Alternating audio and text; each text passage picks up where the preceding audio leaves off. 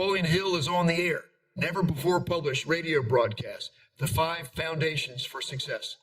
Well, Don Green has been supportive of me all the way through, and I'm trying to recommend this particular copy of a Napoleon Hill book, Success Habits. And the reason is I like to read transcripts of live radio shows and conversations, and I believe that this book communicates as much of Napoleon Hill's philosophy and teaches you the basic principles that are in his masterpiece, Think and Grow Rich, as well as any book that I've ever read by Napoleon Hill.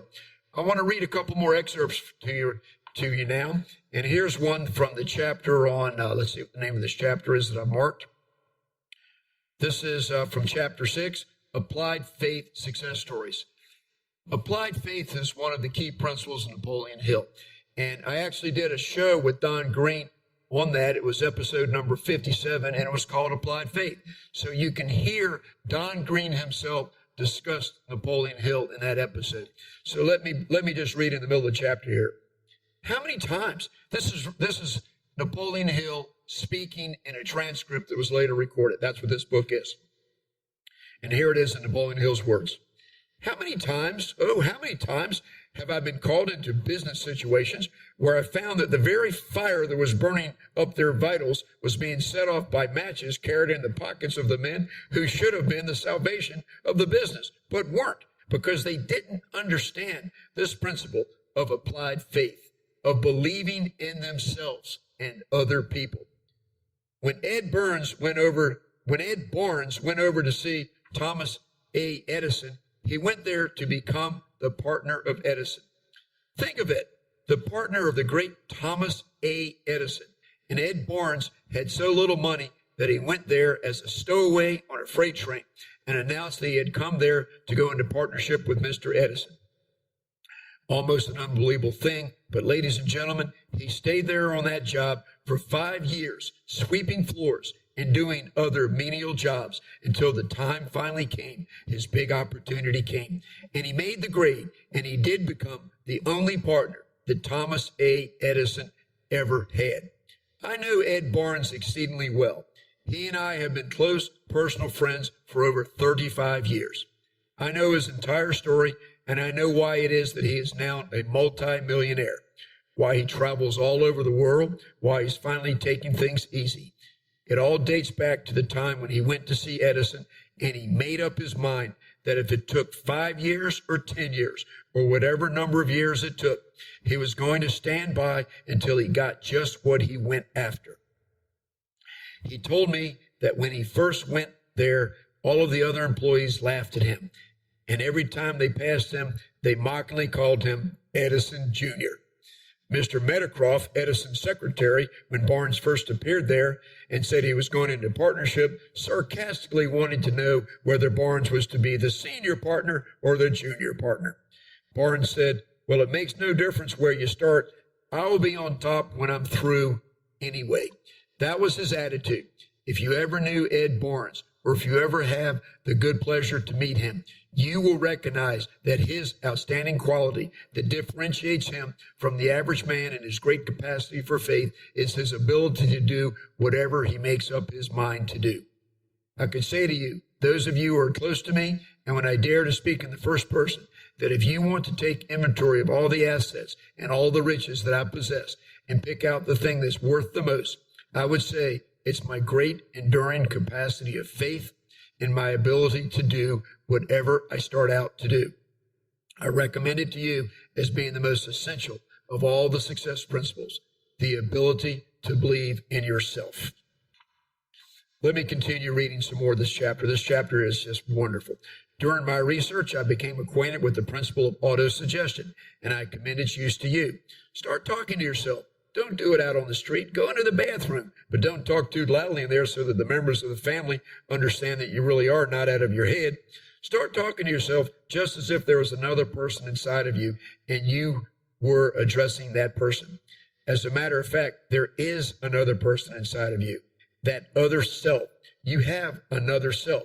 You have the one you see in the glass when you're putting up your hair or your face, and then you have the one that you never see, but you feel him if you get on good terms with him. That other self is the one that I want you to become acquainted with, because he's the one that takes over his principle of applied faith and helps you to carry it out to its logical conclusion of whatever you may undertake. When I look back to the humble beginnings where I started, down in the mountains of Virginia in illiteracy and in poverty, and see what has been accomplished through my efforts in these past 40-odd years, I know well enough that I had not developed the capacity to believe in my own mind and to use my own mind for ends desirable to me, that I never could have done the job that I have done. I didn't have the educational advantages. I didn't have the opportunities. I didn't have anything except the mind which the Creator gave me, and the privilege of making that mind whatever I wanted it to be. And fortunately, whether by chance or otherwise, I had the good opportunity to come under the influence of my stepmother, who introduced me to my mind and taught me how to use it, slowly, step by step. Working later with other men who had risen to great stations in life, I found out that they too had done so solely by embracing this great factor which the Creator had given them, this ability to control their own minds and direct that ability to the ends of their own choosing. When it comes to the business of genius, Mr. Edison said, perish the idea, he said, genius is 1/10 inspiration and 9/10 perspiration. I really and truly think he had something there. Applied faith is the ability to draw upon the thing that the Creator intended you to draw upon and to keep it fixed on the things that you want in life and off the things you don't want. You may be surprised to know that the majority of people go all the way through life with the major portion of this marvelous power focused upon the things they don't want, such as poverty, ill health, loss of love of someone, loss of friends, fear of criticism. My, what a humdinger that is, that fear of criticism, fear of what they will say. I better find out who they are, or maybe not. They have no effect on me, I can assure you. If you allow your mind to dwell upon the things you don't want, that is exactly what you get. And that is what the majority of the people are getting, the things that they don't want. If you are a good hold, if you get a good hold on this principle of applied faith, you will learn to fix your mind upon the things you do want. I once asked Henry Ford if he'd ever wanted anything in his life badly that he didn't get, and with a dry little grin, he said, only once, he said. I wanted to marry a red-headed girl that I used to go to high school with, but she married another man. But afterwards, I was glad she did. I said, was that all? Yes, he said, that was all. I said, are you in a position today, Mr. Ford, where you can get anything you desire? He said, anything I desire or its equivalent. He said, I might not be able to get the building at 42nd and Broadway in New York, but I can get the one just across the street from it, or the one on the other corner, or the one on the next street, which would do just as well. I had the privilege of working with Mr. Ford for a long period of years, and I pledge you my word of honor that his personality was way below average. His beliefs sometimes were off base, and his schooling was modest. I don't think he even finished high school. It wasn't his education or belief system that made him a great industrial operator. It was his ability to know what he wanted and his stubbornness to stick by it until he got it. I'm using the word stubbornness as a quotation because many of his associates said it was just pure darn stubbornness. Whatever it was enabled him to take possession of his own mind and to keep it fixed upon what he wanted, despite all of the obstacles that he had to overcome. His faith drove him and drove him. You in the audience are faced with a multiplicity of problems. You're living in an age of problems more than ever before. If you don't have a philosophy to live by, you're going to be stuck in these next 1 or 2 decades. In that philosophy, at the head of the list, the most important thing of all will be the recognition of your own personal power, your own ability to fix your minds on the circumstances and the things in life that you want, and to keep your minds there until you get those things. Do not allow the circumstances of life to push you around and to cause you to quit because the going is hard. As a matter of fact, I have never seen the time when the going wasn't hard if you made up your mind that it was. I've never seen the time when the going wasn't easy if I kept my mental attitude right. I recognize that it's very difficult for a person who is facing major problems, such as they want for money, or they want for capital, they want for opportunities, to believe in his opportunity to do the things he wants to do. But that's the time that you're going through this testing that I speak of, the time you need to turn on the full power of your imagination and to see yourself already in possession of the things you want. Press on through all obstacles. Do not lose control and drift aimlessly. Well, that was from chapter 6 of the book, and I just really believe that this has given you some of the essence of Napoleon Hill, and I hope that you want more. Now, I'm going to read another excerpt here from a chapter called, well, this is from Self-Discipline here, and let me get to the point that I'm going to read you, okay? This is amazing. Now, we talk about not wasting your time, not letting distractions get you off track from what it is that you want to achieve. And he wrote something here he called My Commitment to Dr. Time. So let me read this section here, and I think that you'll stay focused.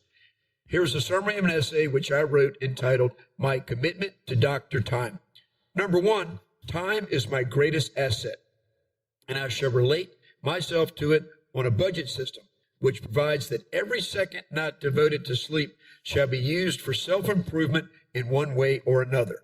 2, in the future, I shall regard the loss through neglect of any portion of my time as a sin for which I must atone so that I can make better use in the future of an equivalent amount of time.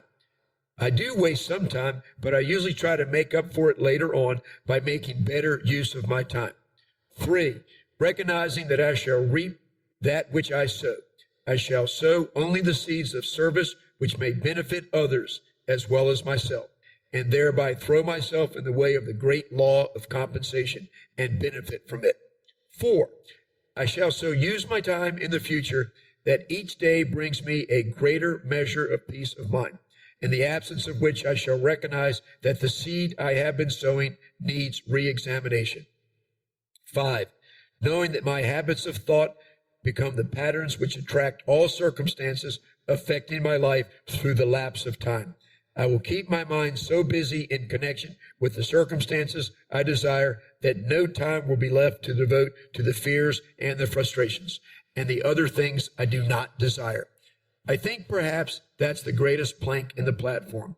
Next, recognizing that at least my allotted time on earth is indefinite and limited.